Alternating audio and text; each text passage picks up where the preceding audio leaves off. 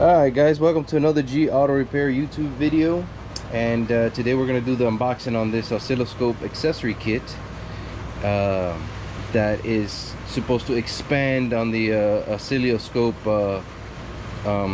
kit that comes with the MaxiSys Ultra or the 919. And special thanks to, like I mentioned in my previous video, Autel Consultancy, Curtis from Autel Consultancy, for helping me obtain all this stuff. And I wasn't expecting this, so special thanks to him. And I'm gonna put a link to his YouTube channel on the description, so you guys could check out his videos if you guys are interested in purchasing an Autel product. He can help you with that, and reach out to him so you guys can have a consultation. So without further ado, let's get right into it. We're gonna go ahead and take this out of the box, and we're gonna open these flaps, pull this bad boy straight out. Boom. So it comes in its own case, kind of like all of the other Autel products. And once you open it, you see what's inside.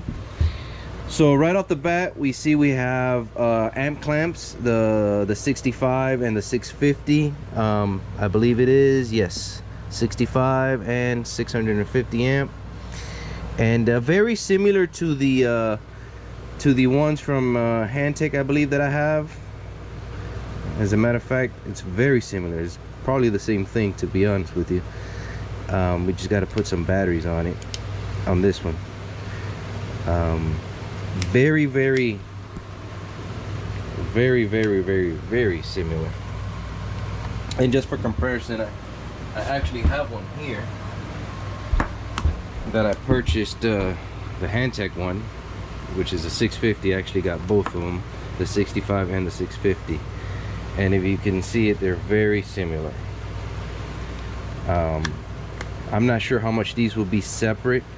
I will say one positive thing that I see right off the bat, that I see that they did for these, is they actually gave you an orientation on the flow there.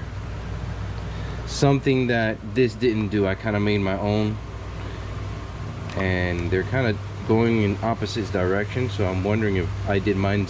I just recently did this the other day, so I may have it on the wrong direction or whatnot. I don't know. So I kind of did my own makeshift one, but that's a plus. That's a plus on this one. But it's just a sticker. It's no big deal. And we're gonna have to see if that is accurate or not, because like I did this the other day and it seemed like it was supposed to go the other way, or there may be a difference. I don't know. I'm not sure. So overall, they seem pretty good. Very similar to the Handtech versions. And here we have a probe for coil on plug, or a paddle, sometimes they call it. And pretty much what this does, you got to hook it up. This is to try to pick up ignition waveforms on the coil on plugs. Let me give you a brief demo with a not a live demo, but an example of how this works. So this is a coil from Toyota, I believe. So the idea is that you really can't, these are smart coils, for lack of a better word. Excuse me. You have 4 wires going into them. So if this is on the engine like so, you really can't back probe these, because all you're gonna get is probably like a square wave or something. So the idea is that you kind of go over here and try to pick up a signal from the primary right off, just by putting it up against the coil on plug, just like so.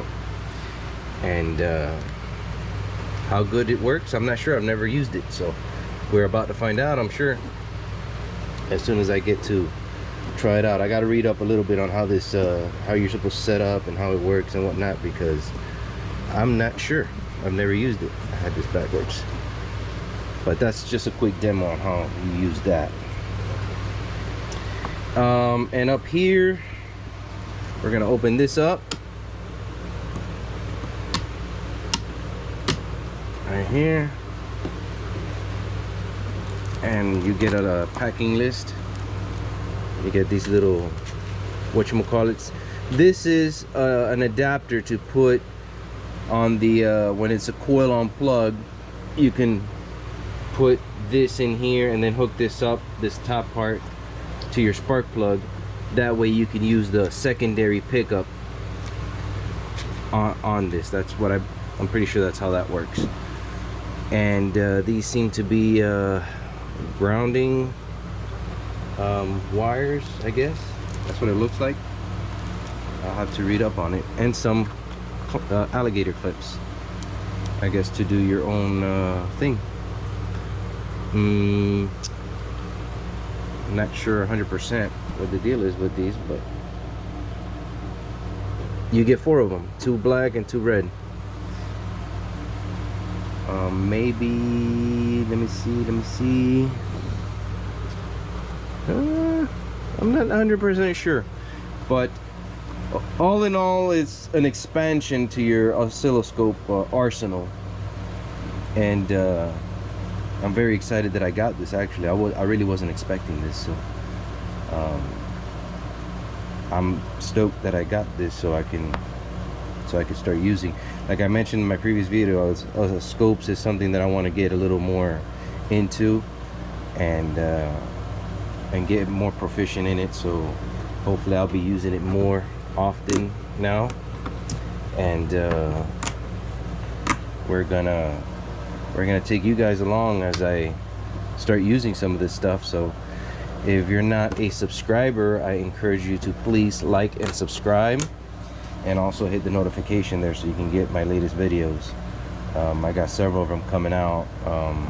I'm working on one with the with a transit with a battery drain, a parasitic battery drain overnight. So that one's gonna be, or I'm expecting that one to be kind of cool, a cool case study there. I got the part in question at another location of a buddy of mine, so he's further looking into that, so stay tuned for that one. I also got the MaxiSys, not the MaxiSys, but the Maxi IM 508, and I'm going to do a separate video on that, an unboxing on that. And that's something new for me. I've never been into key programming or anything like that, but this all came as part of the package that I got from Autel Consultancy. He normally throws in some extra stuff there, and this one was unexpected, but I am truly appreciative and thankful that I got this as well. So now I just got to find where to put all these boxes. I'm kind of limited in space here, so I got to figure out where to put all this stuff at. So I think this is pretty much it. It's a pretty straightforward video, nothing spectacular as far as lengthwise is concerned, but all in all, like I said, a really good expansion kit with the amp clamps. You pretty much just get everything you need in one package. Not everything, but all the little knickknacks that you can get. The one thing I don't have, and I'm probably not gonna get anytime soon because I think they're kind of pricey, is a pressure transducer for in-cylinder pressure testing and things of that. That's something I do want to get into, but from what I understand, that pressure transducer is kind of pricey. I know you can make your own, but honestly, I don't got the time or the willingness to do it. You could use one of those GM pressure transducers and a battery and this and that, and you can make your own, but everything is available here in quantities, so push come to shove, you could do it that way. But anywho, before I start rambling on, thank you guys for watching the video. Like I said, like and subscribe, and hit the notification so that you can get piece of paper, so you can get notifications on my latest videos, as I'm gonna start using these tools more often here in the near future. And as always, catch you on the next video. Ciao.